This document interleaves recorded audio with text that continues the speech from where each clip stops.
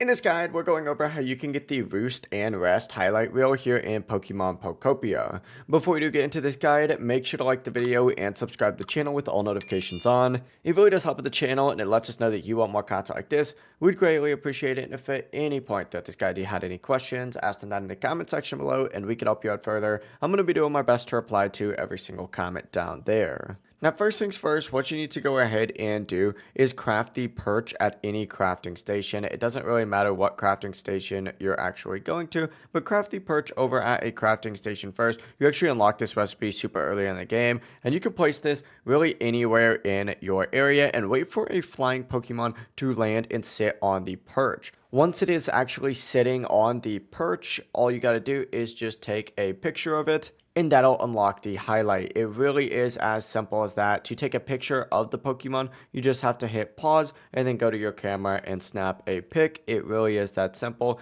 If you guys had any questions, ask them down in the comment section below and we can help you out further. I'm going to be doing my best to reply to every single comment down there. And before you do leave this guide though, make sure to like the video and subscribe to the channel with all notifications on. It really does help us out. Let us know that you want more content like this. We'd greatly appreciate it. Have a great rest of your day though. Peace.